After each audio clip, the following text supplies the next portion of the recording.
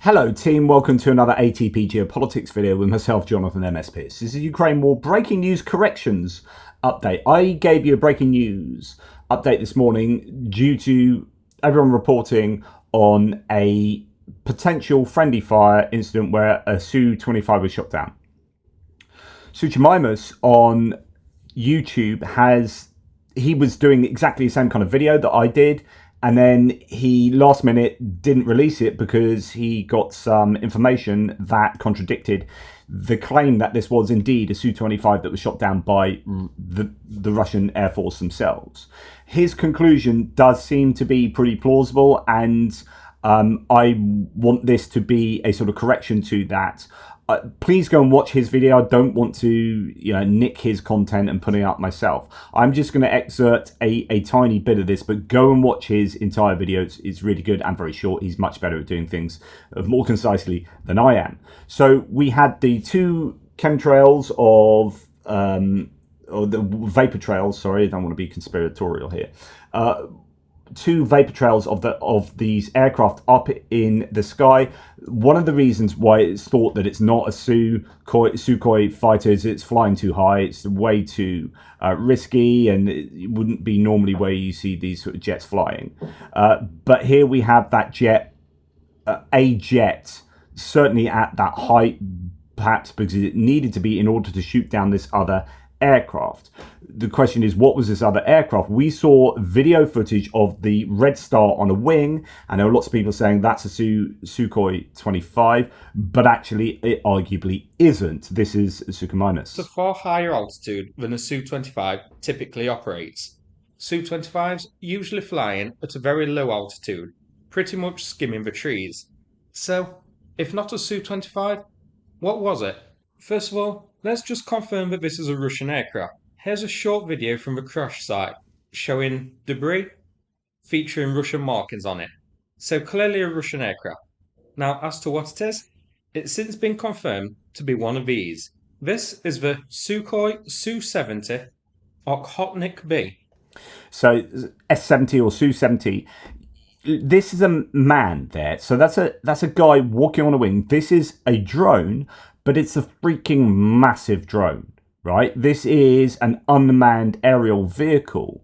Apparently only two of these have been made, and it was this arguably that was shot down by the Russians. Now, as he goes on to discuss, this is potentially because it had there are only two prototypes that have been built. This is like secret, like decent technology that the Russians have, a stealth drone. They do not want for this to get into Ukrainian hands and American hands if they can avoid it. So a plausible explanation is that this was flying, they were testing it, they were doing something, I don't know, it went wrong and wasn't responding, and it was at a much higher altitude where you might expect it to be. I mean, stealth, but you can still see the vapor trails, right?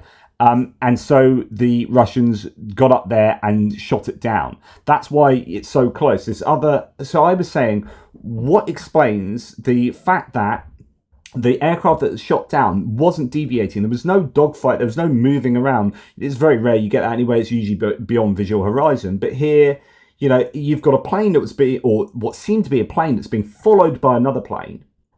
You wouldn't follow a plane.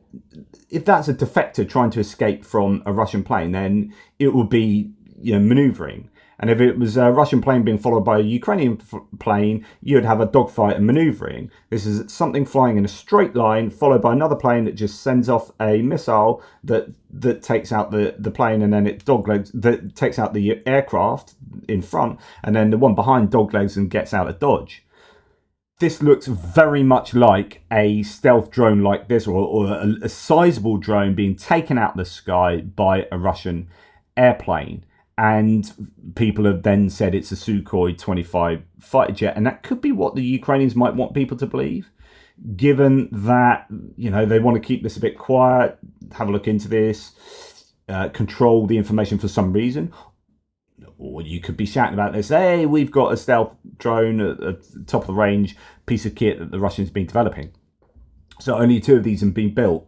This is a big haul for the Ukrainians to get if it is indeed that. So I think what you see from that footage of the jets in the air much better supports the thesis that it is indeed a a drone.